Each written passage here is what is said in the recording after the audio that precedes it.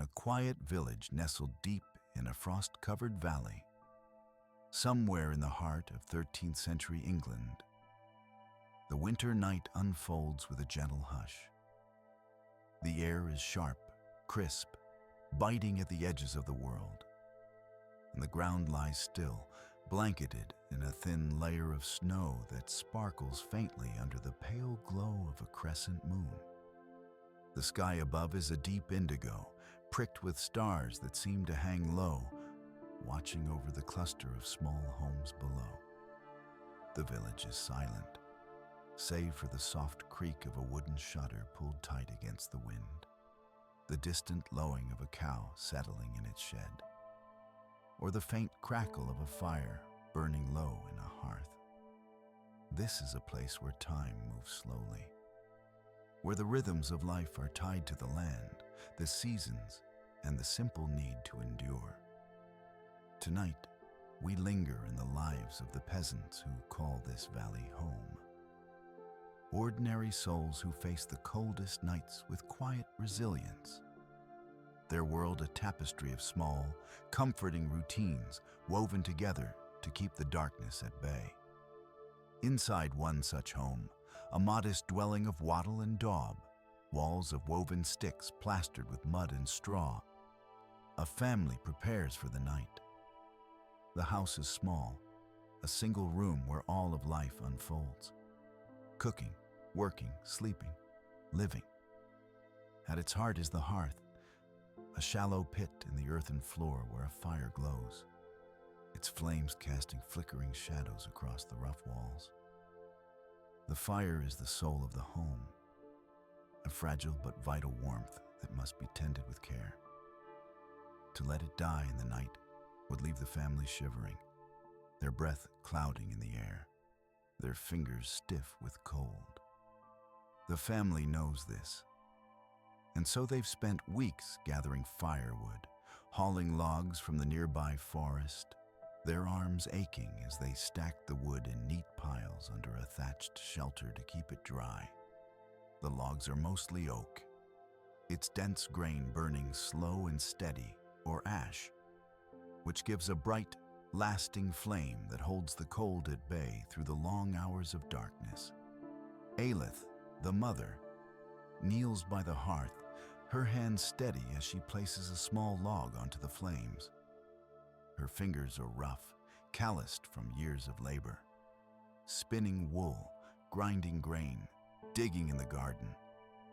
But her movements are gentle, practiced, almost sacred.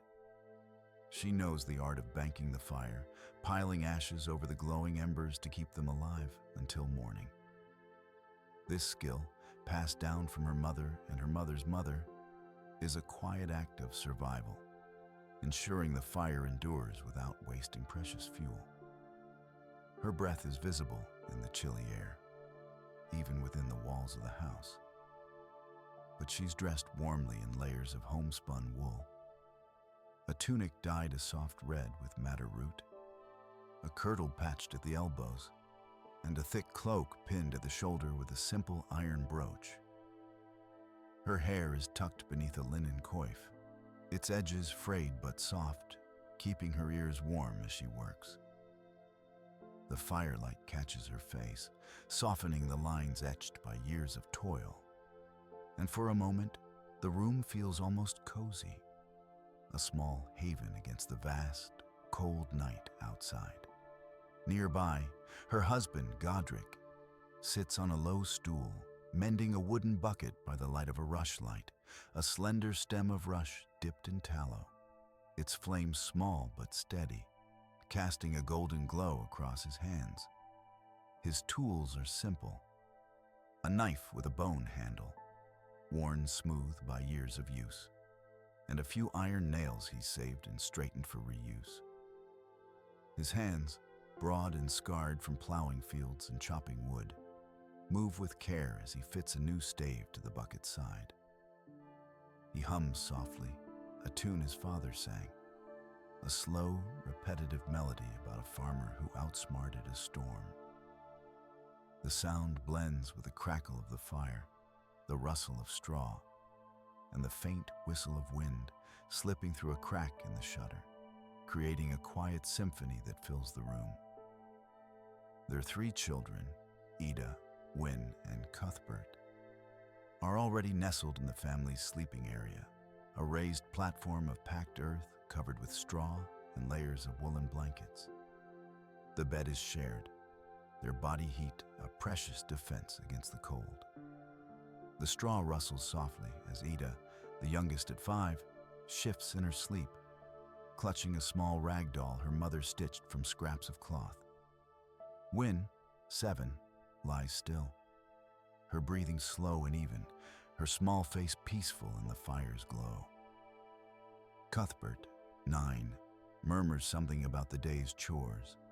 A fence mended, a basket of kindling gathered, before his voice fades into the rhythm of sleep. The children wear simple tunics, their feet wrapped in strips of wool to keep the chill at bay. Over them lies a heavy blanket, woven from the wool of their own sheep, its texture coarse but warm, smelling faintly of lanolin and smoke. The blanket is a comfort, its weight a reminder of the family's labor, of the sheep sheared in spring, the wool spun and woven through long summer evenings. To survive the coldest nights, the family relies on more than just the fire and their shared bed. The walls of their home, though thin, are insulated with layers of daub, and Aelith has stuffed moss and straw into every crack to block the drafts. The single window, a small opening in the wall, is covered with a wooden shutter that Godric checks each night, ensuring it's snug against the frame. In winter, Aelith hangs a piece of heavy wool over it, tacked in place with wooden pegs to keep the icy wind from creeping in. Glass windows are a luxury they've never seen, belonging to the grand halls of lords or the stained glass chapels of distant churches. For this family, warmth is a treasure, hoarded through small, careful acts.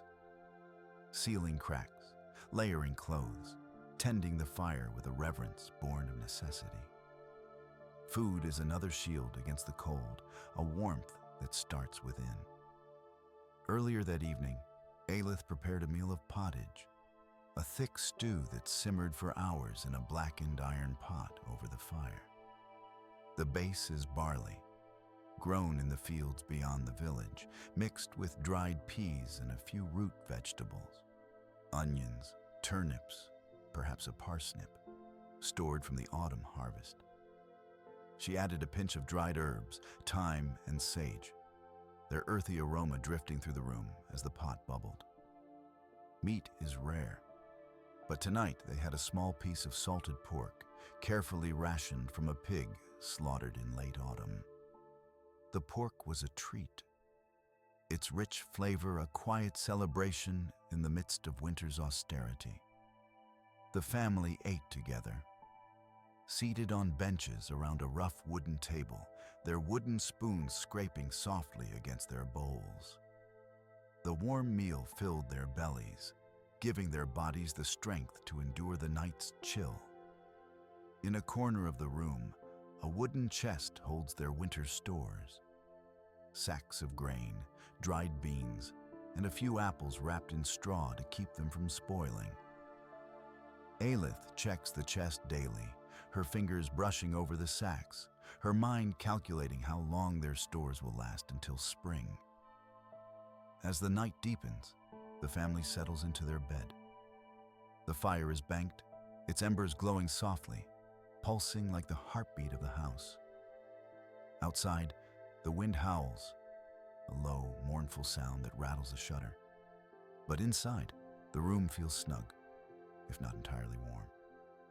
Godric tells a story, his voice low and steady, about a clever fox who outwitted a wolf in the snowy forest. The tale is old, passed down through generations, its words familiar, its rhythm soothing. The children listen, their eyes heavy, their breath slowing as the story weaves its spell. Aelith joins them on the bed, pulling the heavy blanket over the family. They sleep close, their bodies pressed together, their warmth shared in the quiet darkness. The sounds of the night, the crackle of the fire, the rustle of straw, the distant wind, blend into a gentle lullaby, wrapping the family in peace. This scene, so simple, so unremarkable, was the heartbeat of countless villages across medieval Europe. Peasants were the backbone of the world, their lives woven into the land they worked. Winter was their greatest test, a season that stripped away comfort and demanded resilience. Yet it was also a time of closeness, when families huddled together, when neighbors shared what little they had. In this village, if a family's fire went out or illness struck, others would step in with a bundle of firewood, a bowl of warm broth, or a few hours by another's hearth. These small acts of kindness were the threads that bound the community, a warmth that went beyond the fire. Let's linger now in the village, drifting through its quiet streets as the night unfolds. The houses are clustered close, their shared walls a buffer against the wind. Each home is much like Aelith and Godric's, wattle and daub, thatched with straw, small but sturdy. The village is surrounded by fields, now bare and frozen, their furrows hidden beneath snow. In summer, these fields bloom with rye, barley, and oats, the crops that sustain the village. A portion of each harvest goes to the local lord, whose manor house stands at the village's edge, its stone walls and tall chimneys a stark contrast to the humble homes below. The lord's family sleeps in fur-lined cloaks, their fires fed with logs carried by servants.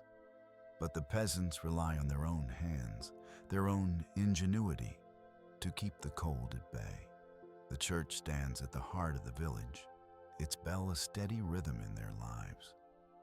In winter, its stone walls are cold, the air inside sharp with frost, but attending Mass is a ritual that binds the community.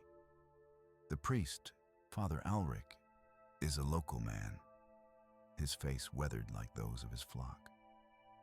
His sermons speak of endurance, of God's promise of spring, and he offers blessings for a mild winter, his voice echoing softly in the dim church. After services, the villagers linger in the churchyard, their breath steaming as they share news. Whose cow has calved, whose roof needs mending, whose child is sick. These moments are a warmth of their own, a reminder that no one faces the cold alone.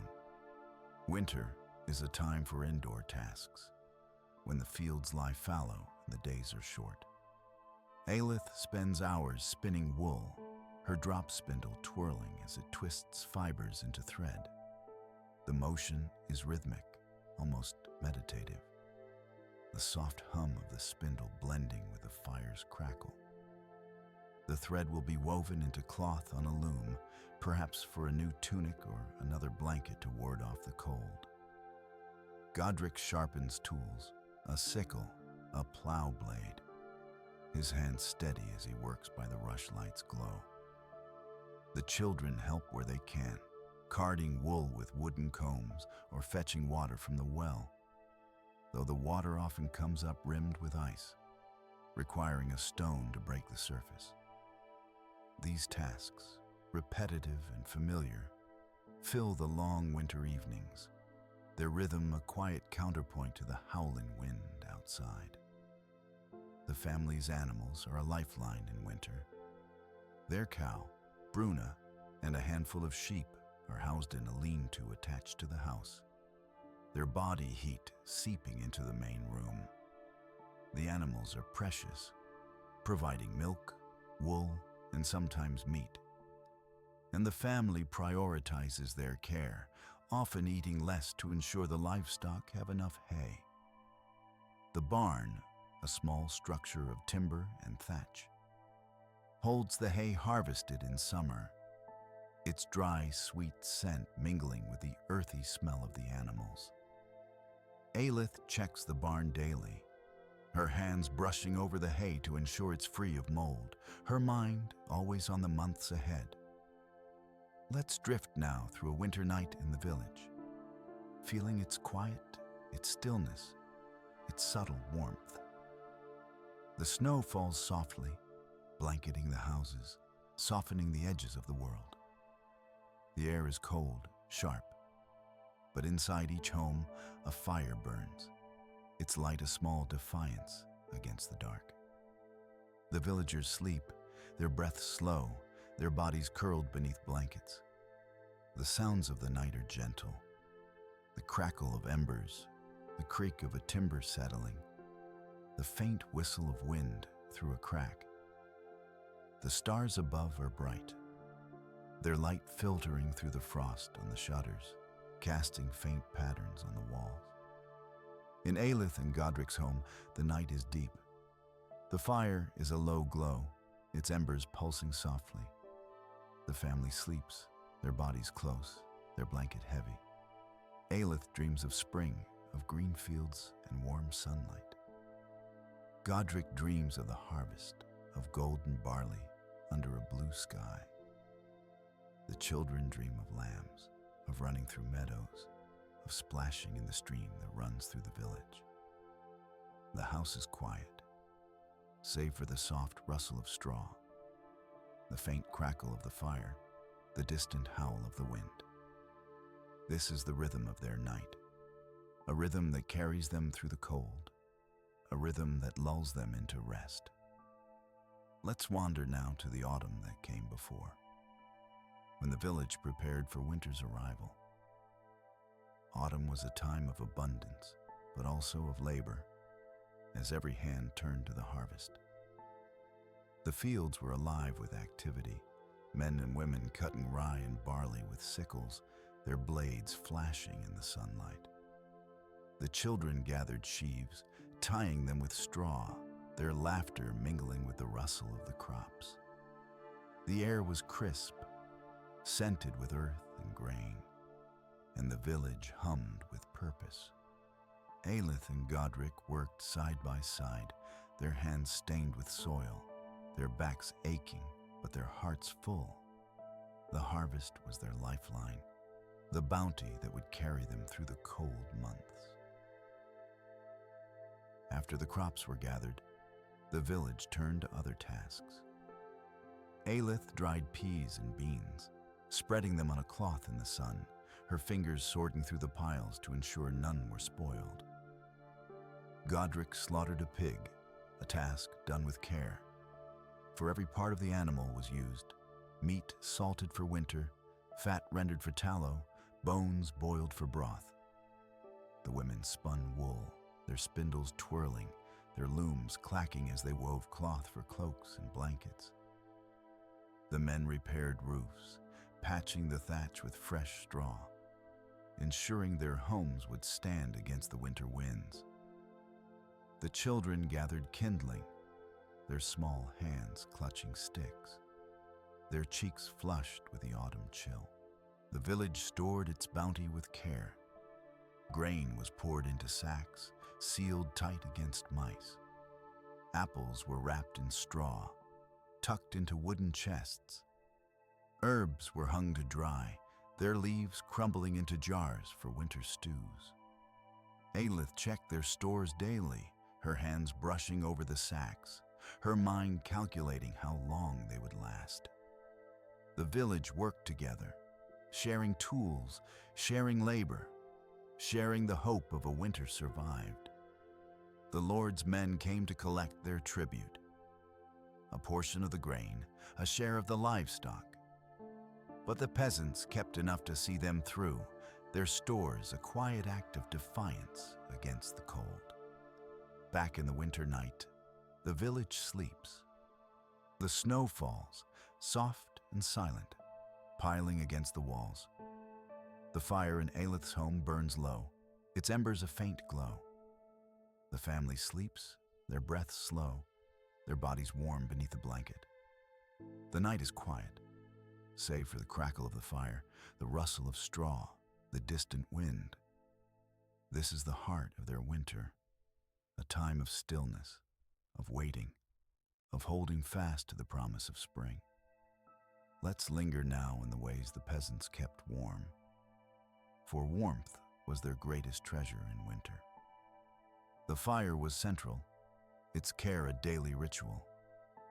Aelith and Godric took turns tending it, adding logs with care, banking the embers each night. The wood they burned was gathered in autumn, hauled from the forest in heavy bundles, stacked carefully to stay dry. Oak was their favorite, its slow burn lasting through the night. But ash was prized too, its bright flame cheering the long evenings. The hearth was never left untended, for a dead fire meant a cold house, and a cold house could mean illness or worse. Clothing was another shield against the cold. Aelith and her family wore layers of wool, homespun and sturdy, dyed with plants from the fields, madder for red, woad for blue, weld for yellow. Their tunics were patched, their cloaks mended, but they were warm, the wool trapping heat against their skin. Aelith wrapped her children's feet in strips of wool, tying them tight to keep the frost at bay.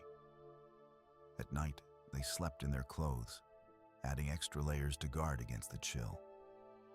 The blanket on their bed was heavy, woven from the wool of their own sheep, its texture rough but comforting, its weight a promise of warmth. The animals, too, helped keep the cold at bay. Bruna, the cow, and the sheep were housed in the lean-to, their breath warm, their bodies radiating heat that seeped into the house. Aelith fed them carefully, rationing the hay to ensure they survived the winter, for their milk and wool were vital. The barn was checked daily, its stores of hay a lifeline for the animals, its scent a reminder of summer's abundance. The family's care for their livestock was a quiet act of love, a recognition that their survival was tied to the creatures in their care. Entertainment in winter was simple, but it warmed the spirit. Godric told stories by the fire, his voice low and steady, recounting tales of saints, heroes, or mischievous spirits that wandered the snowy woods. The children listened, their eyes wide, their minds drifting to far-off places. Aelith sang lullabies, her voice soft, the melodies passed down through generations. The songs were simple, their words speaking of spring, of love, of hope. The family played games, dice carved from bone, or riddles that made the children giggle. These moments, small and fleeting, were a light in the darkness, a warmth that lingered in the heart. Folklore wove its way into the winter nights, a quiet thread of superstition that shaped the peasants' world. They believed the forest held spirits, beings of frost and shadow that watched from the trees. Aelith whispered to her children of the old man of winter, a figure said to bring the snow, his breath the wind that howled across the fields. To appease him, the family left a small offering, a crust of bread, a sprig of holly, by the door, a gesture to ensure his favor. The church frowned on such beliefs, but they lingered, a comfort in the face of the unknown. The villagers told stories of lost travelers guided home by a strange light, or of wolves that spoke in human tongues on the coldest nights. These tales were told softly, their words a lullaby, their rhythm soothing the children to sleep. The church bells marked the rhythm of the night, their tolling a call to prayer, to reflection, to rest. At dusk, the bell rang for vespers, its sound carrying across the snow, a reminder of the divine order that shaped their lives. At midnight, it rang again, a faint echo in the darkness, calling the faithful to pray for protection through the night. Aelith and Godric listened, their hands clasped, their prayers simple. Health, warmth, the promise of spring. The bells were a comfort, a thread that tied the village to something larger, a promise that the night would pass, that dawn would come. Let's drift now through another winter night, feeling its quiet, its stillness. The snow falls, soft and steady, piling against the houses. The fire in Aelith's home burns low, its embers glowing faintly.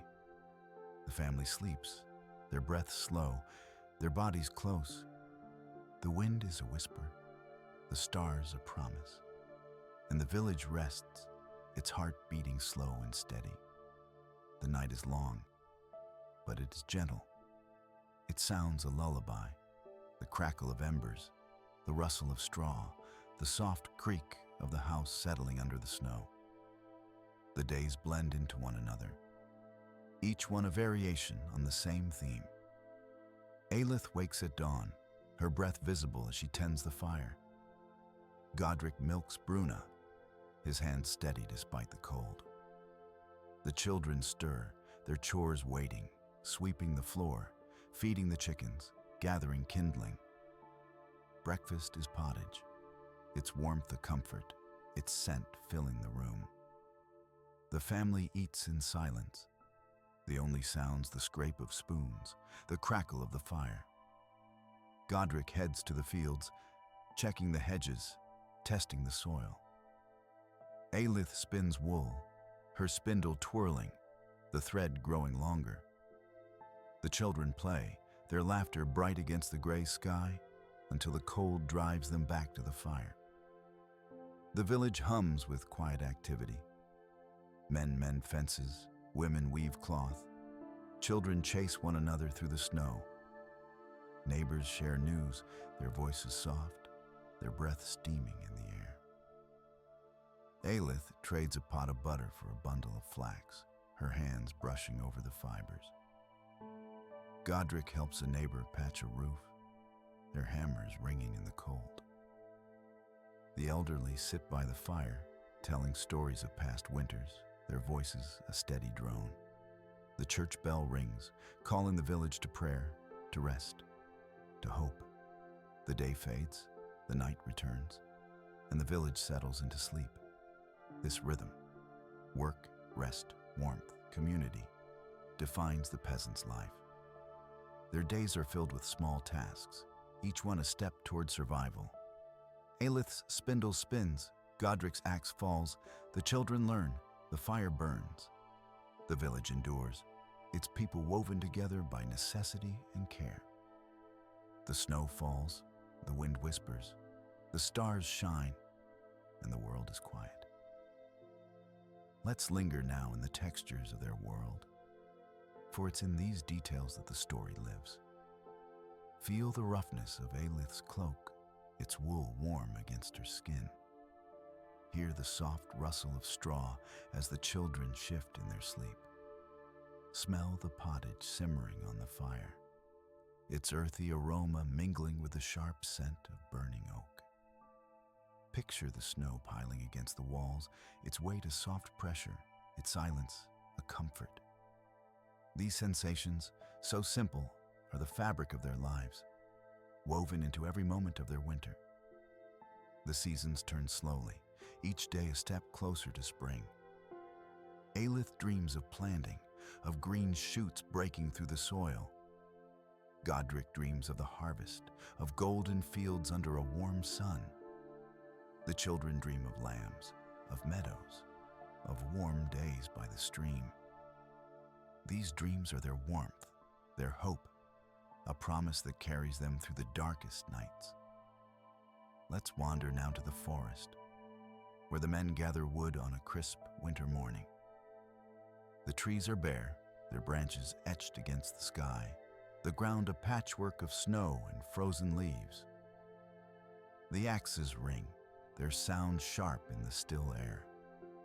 The men work in pairs, their breath steaming, their voices low as they share stories of past winters. The children gather kindling, their mittened hands clutching sticks. their laughter a bright spark in the cold. The forest is quiet, save for the crunch of boots, the call of a crow, the soft fall of snow from a branch. Back in the village, the women gather, their looms clacking, their voices weaving stories. They speak of spring, of planting, of hope. An elder teaches a child to card wool, her hands guiding, her voice patient. The fire burns, the room warm with her presence. The day fades, the night returns, and the village sleeps, its heart beating slow and steady. This cycle repeats, day after day, night after night, through the long winter. The peasants work, rest, and endure, their lives a quiet symphony of effort and care. Aelith's hands never stop, spinning, cooking, mending. Godric's strength is the family's foundation, his labor shaping their world. The children grow, their small hands learning, their laughter a spark in the cold. The village breathes as one, its people bound by shared purpose, their warmth a defiance of the dark. The church bells ring, their sound a thread through the night. The fire burns low, its embers glowing. The snow falls, soft and silent, blanketing the world in peace. Aelith sleeps, her dreams of spring. Godric sleeps, his hand on hers. The children sleep, their faces peaceful. The village rests, its heart beating slow, its warmth a quiet promise. The snow continued to fall, soft and silent, blanketing the earth in a layer of white that smoothed every rough edge. Paths, fences, and even the footprints from the previous day vanished beneath its weight. In the hush of early morning, the world outside the cottage looked untouched, almost sacred. A stillness had settled, thick and heavy like a woolen blanket laid over the land. Within the cottage, the first to rise stirred quietly. The father moved slowly, careful not to wake the children. His joints creaked as he bent over the hearth, pushing aside ash to find the glowing heart of last night's fire. He whispered to it, coaxing it back to life with dry twigs and careful breath. The fire responded slowly, catching on the bark and then crackling, a single bright sound in the otherwise muffled room. The warmth returned by degrees, not all at once, but as a creeping comfort. He sat beside it for a while, holding his hands out, letting the heat sink into his fingers. He watched the flame dance, lost in thought, remembering winters long past, times when he was a boy, when his father had done the same thing at this very hearth, in this same silence. The years folded inward like pages, and in the quiet morning, time didn't feel linear. It felt like a circle. Outside, the snow piled higher. A soft drift built up against the door. Icicles hung heavy along the thatched eaves, catching the dim light and reflecting it back in muted glows. The animals in the barn stirred, but made no sound. Even they knew this was a morning to move slowly, to wait. The mother rose next, rubbing sleep from her eyes. Her hair was tied back loosely, the strands rough from the cold, but her movements were practiced. She reached for the pot beside the hearth, filled it with snow, and set it on the fire to melt. Water was precious, but snow could be gathered in bundles to sustain them. She added a few dried herbs to the pot, just enough to release a scent of summer and make the water taste like more than itself. One by one, the children awoke. They did not speak. There was no need. They sat close to the hearth, letting the heat wash over them, their eyes heavy with sleep. The youngest leaned against her older brother's side, and he placed an arm around her without thinking. They knew the day would begin soon enough, but for now, there was warmth, and that was enough. There was no rush to begin the tasks. In winter, everything waited. The light filtered in slowly, dull and gray, barely stronger than the glow from the fire. Breakfast was simple. Bits of oatcake soaked in warm water to soften them. A few nuts saved from the fall. Perhaps, if they were lucky, a smear of animal fat to give energy for the day. They chewed slowly, eyes half-lidded, still floating in the fog of early morning. Conversation was sparse. The occasional question, a comment about the snow, a reminder to wear the extra pair of stockings, mended though they were. And then, gradually, the family began to move. The father stepped outside, the cold slapping his cheeks with invisible hands. The air was sharp, clean, biting. He pulled his cloak tighter and trudged through the snow toward the barn. The animals welcomed him with snorts and low, muffled sounds. Their breath clouded the air, mingling with the smell of hay and damp wool. He checked each one, touching their flanks, murmuring quiet reassurances. They were more than animals. They were partners in survival. He gave them grain, hay, and fresh straw, moving slowly, rhythmically, a part of the morning's ritual. Back in the cottage, the mother tended to the baby. She wrapped the child tighter, kissing the top of her head, humming a wordless tune. She had hummed it the day before, and the week before, and the winter before that. A sound older than language, a thread connecting her to every mother who had ever lived through cold seasons. The older children began their chores. One gathered snow in a wooden pail, breaking it free from the windowsill. Another swept the rush-covered floor with a handmade broom, pushing dirt and bits of straw into a corner. It wasn't necessary, perhaps, but it was part of life. These acts, done in silence, brought a sense of order, of control, of calm. As the sun climbed slowly, barely lifting itself above the horizon, the sky remained pale and colorless. No bright blue, just a soft glow, like the inside of a pearl. Birds huddled in the trees, feathers fluffed against the cold, unmoving. The land itself seemed to hold its breath. The day would pass slowly. The father would return with an armful of kindling. The mother would mend a shirt, her needle moving in tiny, precise stitches. The children would play quietly, inventing games with carved wooden pieces or smooth stones. They didn't run or shout. They whispered and laughed in muffled tones, aware of the thin walls, of the way sound traveled on the still air. Sometimes a neighbor might visit. Wrapped in layers, they would knock gently and be welcomed in with a nod and a cup of hot water. They wouldn't stay long, but they would share news. Someone's cow had calved early, or the miller had caught a chill. These visits were rare in deep winter, but treasured. A reminder that the world still turned beyond the walls of the cottage. Later in the day, a pot would be set over the fire again. Whatever scraps remained from the week's meals would be boiled down into a thin stew. A few carrots, a slice of turnip. The water thickened with barley or rye. The children would gather around again, their bowls warm in their hands. No one complained. They ate slowly, silently, grateful. As dusk approached, the light faded almost before it had truly begun.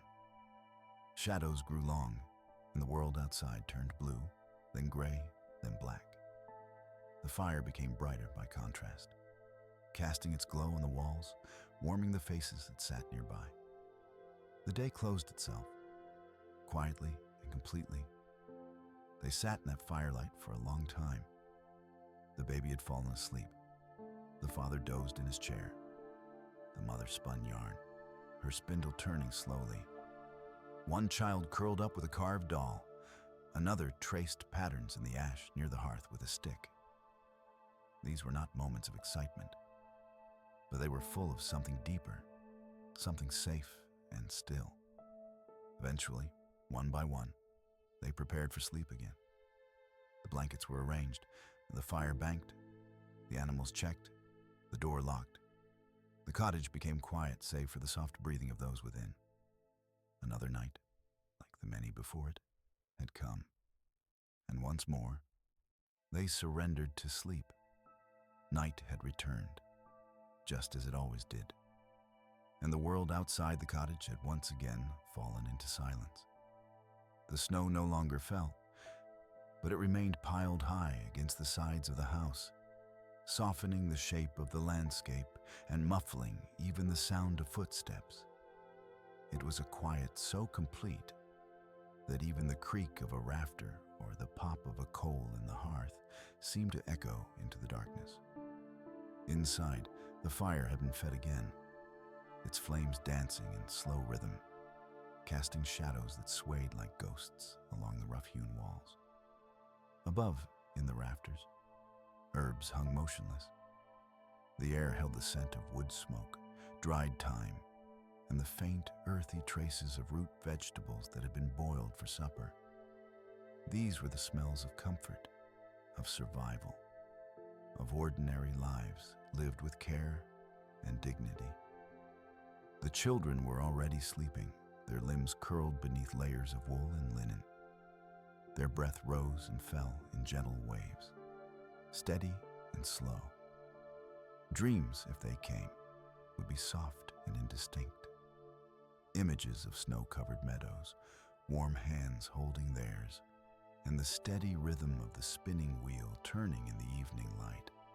There was no rush to wake, no fear waiting in the dark, only warmth and rhythm. The mother sat near the fire, her fingers working quietly on a patch of mending. She hummed without thinking, her voice blending with the crackle of the firewood. Her song had no words.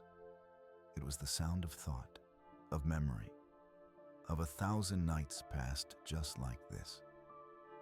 She glanced up once at the baby swaddled near her feet, checking that she slept soundly, then returned to her task. Each stitch was a form of prayer, not of worship, but of care, a promise that her family would stay warm another night. The father was outside, just for a moment, making a final round.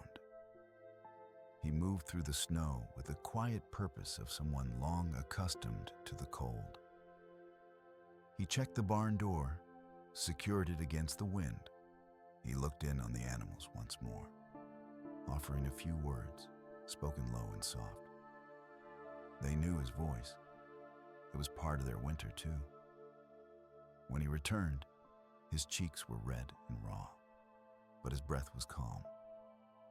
He closed the door behind him, shook the snow from his shoulders, and joined his wife by the fire. For a while, neither of them spoke. They simply sat watching the flame, a silence between them that wasn't empty. It was full of understanding, of years, of shared winters. Outside, the stars had come out. They glimmered in the cold sky, distant and unchanging. The moon hung low, casting a pale silver across the frozen fields. No creature stirred, no sound moved. The land itself seemed to sleep, and in doing so, invited those within the cottage to rest as well. The parents lay down eventually, pulling the covers over themselves with practiced ease. The fire would be banked again soon, but not yet.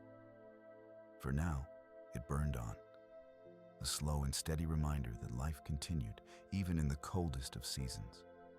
It glowed like a heartbeat. In these long nights, time stretched out. Minutes became slower. Sleep came not as a sudden fall, but as a gradual surrender, a slipping into something deeper, something older. The kind of sleep that only comes when you know you are safe, when the night holds no surprises, when everything follows the quiet rhythm of winter. Beyond the village, in the woods, snow covered the trees in thick coats. The branches sagged under the weight, their outlines softened into strange, gentle shapes. Small animals curled in burrows, their breath warm against their own fur. Somewhere, a fox moved silently across a frozen stream, its paws leaving no trace. The forest, like the village, had settled. It did not resist the cold, it welcomed it. The stillness of deep winter was part of the world's breathing, a slowing down, a chance to sleep, to dream, to restore. In another home not far away, another fire burned, another family slept, and beyond them, another and another.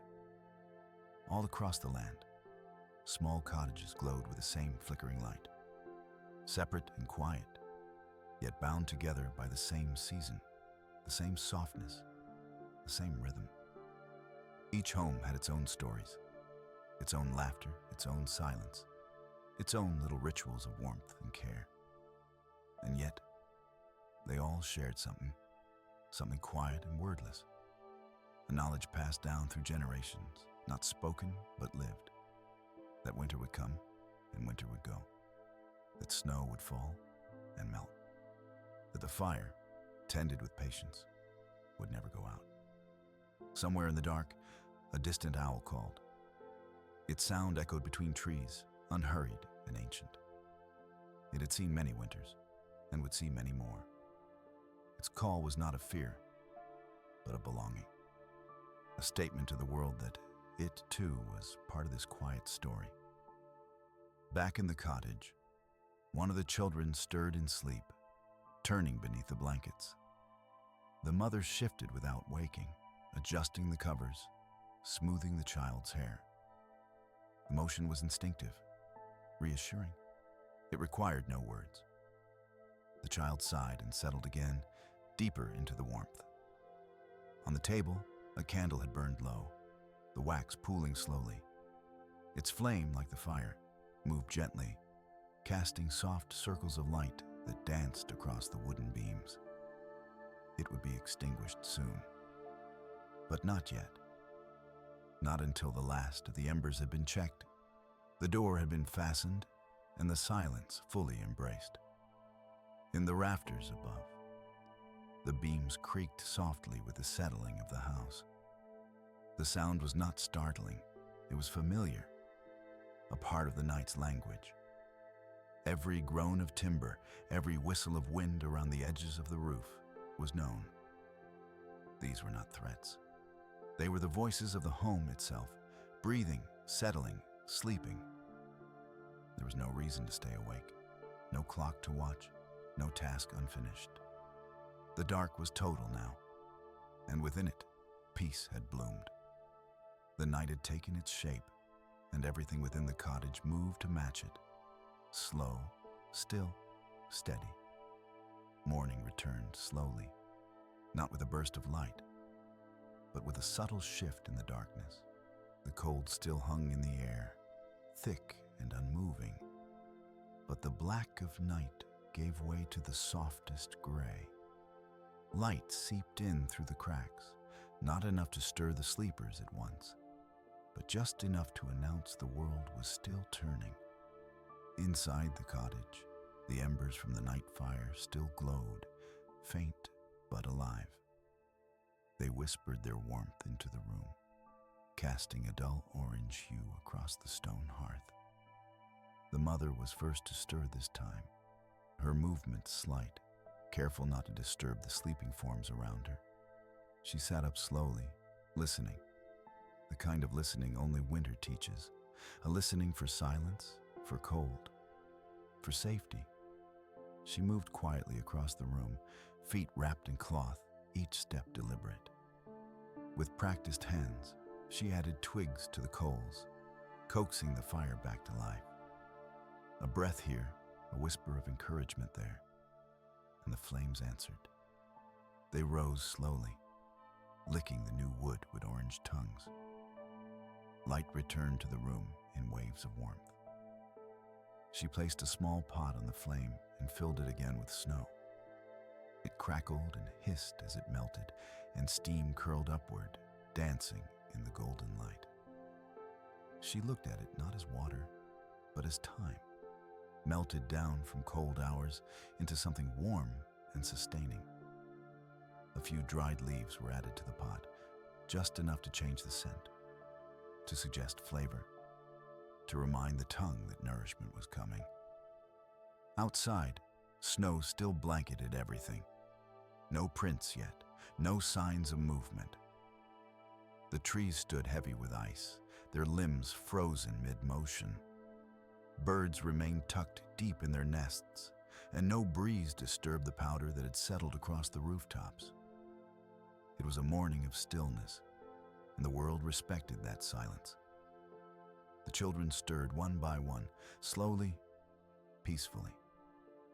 There was no rush, no bells, no alarms, just the gentle waking of bodies that had slept well, wrapped in warmth. They moved toward the fire, drawn by it, not speaking yet, just watching the flames and breathing in the scent of snow melt and dried herbs. It was a moment held between sleep and wakefulness, between dreams and the day. The father joined them shortly after. His beard was touched with frost, though he had not yet gone outside. The air in the cottage was warmer now, but the cold still lived in the corners, behind doors and under the floor. He nodded once to the mother, and she nodded back. No need for words, not in this silence, not in this peace. Breakfast was humble again. Bread toasted near the coals, a piece of dried apple shared among them, a sip of warm broth. The youngest child laughed softly when the warmth tickled her lips. Her mother smiled and wiped her cheek with the edge of a sleeve. These were small moments, but they carried the weight of a lifetime. This was what survival looked like. Not grand victories, but quiet continuance. As the light grew stronger, the father prepared to go out. He wrapped his cloak tight, pulled on worn boots, and tied a strip of cloth over his nose and mouth. The door was heavy with snow, but he leaned his shoulder into it and pushed until it creaked open.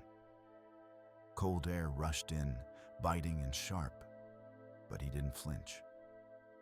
This was the price of living close to the land. He stepped into the snow, the door closing softly behind him, and the crunch of his boots became the only sound for miles. He checked the animals, breaking ice from their troughs, brushing snow from their backs. They greeted him in low murmurs, grateful for his presence, for his care. He spoke to them, not with words, but with touch, his hand on their necks, his fingers gently checking their hooves. Inside, the cottage remained still. The children resumed their morning tasks without instruction. One gathered kindling from a small pile near the hearth. Another mended a hole in a pair of mittens with a bit of string and a crooked needle. They moved slowly, as though even their chores were an extension of dreaming. Outside, the wind began to rise. Not strong, not angry, just enough to rustle the snow in tiny spirals, like the breath of the sky. The father squinted into it, watching the way it carried cold across the open fields. He saw no one else, no other movement, just the vast, pale world, waiting quietly. He returned before midday, his arms full of sticks and his face flushed. The mother helped him shed his outer layers, and the warmth of the fire welcomed him back like an old friend. He sat for a while without speaking, watching the snow melt from his boots onto the floor. The sound of dripping joined the music of crackling wood and simmering water. It was all part of the same slow, sleepy symphony. The day passed like that, quiet, unhurried. They spoke when needed, but often sat in silence, eyes half-lidded, listening to the wind outside. The children played with a cloth doll, its stuffing lumpy but familiar. One drew shapes in the soot of the hearth with a stick, and another leaned against the wall, watching shadows move across the ceiling. These were not wasted hours. They were winter hours, meant for rest, meant for patience. In the afternoon, the sky darkened again. Snow clouds gathered once more, thick and low. The family prepared as they always did. The fire was fed. Blankets were shaken and draped over shoulders. More snow was gathered in pots for water.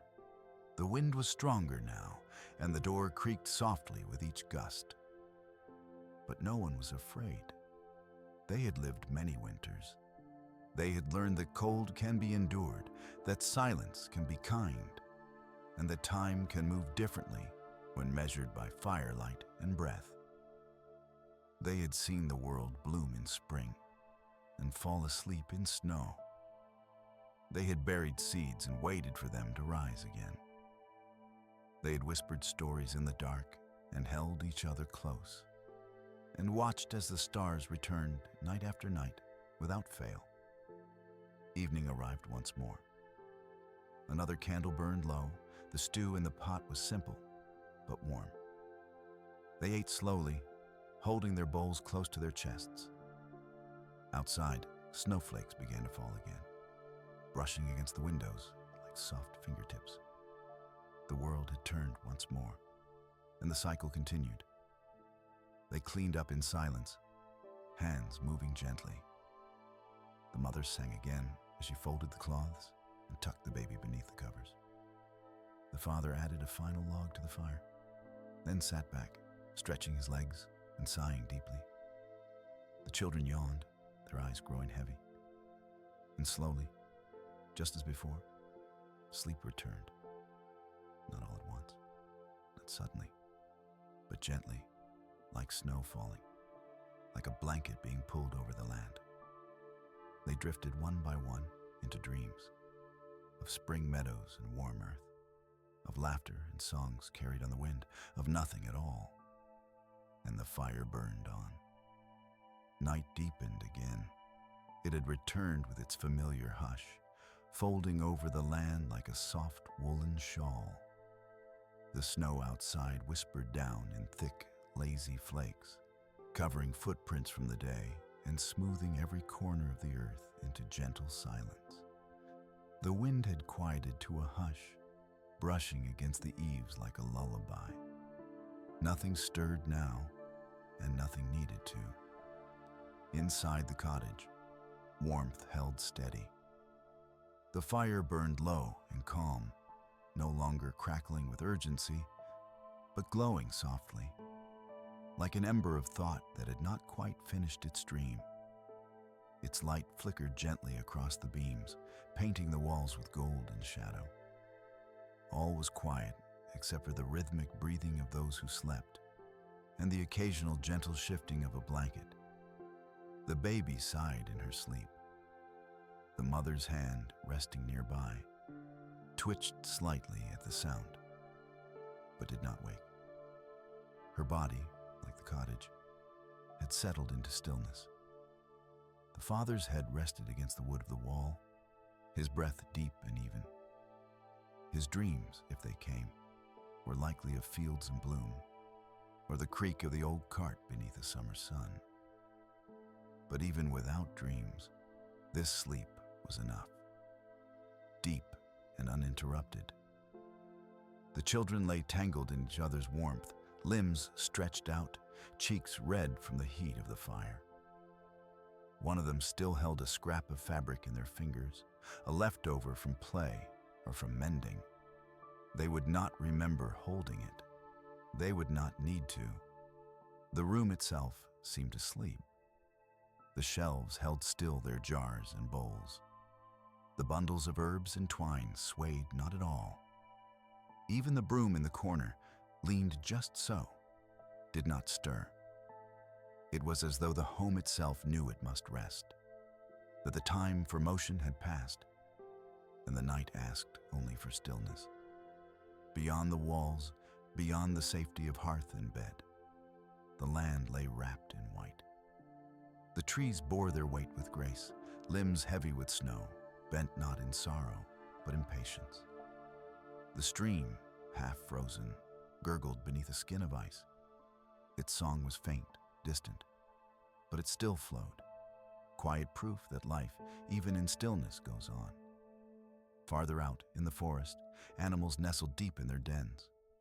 A squirrel curled into its own tail, a deer resting beneath the shelter of a pine. Even the owl had ceased its flight and sat now with feathers puffed against the cold, one eye closing, then the other. The world had agreed, it seemed, to stop for a time, to pause and listen to the silence of snow. Back in the village, other fires flickered, other families breathed in sleep, other dreams wound their way through the winter dark. In each home, a different story, a different warmth, but a shared stillness, the kind that came only in the deepest part of the season. When all had been done for the day, when no word needed to be spoken, and even memory grew quiet. Perhaps someone in another home had sat up for a moment, just long enough to sip warm tea from a wooden cup. Perhaps they glanced out the window, watching the snow fall against the pane, their thoughts drifting to nothing in particular. Then, finishing their drink, they returned to their bed, pulled the blanket up to their chin, and let their breath slow once more. Time had slowed with the snow. The stars above glowed faintly through a veil of clouds, barely visible but present, constant, watching. They had watched over this village for centuries, and they would watch for centuries more. Each winter different, and yet the same. Each night new, and yet familiar. In dreams, the cottage might stretch beyond its walls. It might become a wide, open field where children ran through tall grass, or a forest trail where boots crunch on leaves and sunlight drips through branches, or a warm kitchen filled with the smells of fresh bread and honey. Dreams were not bound by snow or night. They moved freely, just as the wind once had, just as water would again. And still, sleep held its grip, gentle but firm, a kind of sleep that pulled softly at the edges of thought, lulling it to rest. There were no sudden movements, no jarring sounds, only the pulse of warmth and the long breath of the house. Even the fire now was dim, just a few glowing coals beneath a bed of ash, enough to hold the warmth until morning, enough to remind the darkness that it was not alone. At the edge of the village, where the trees began again, the snow had drifted high.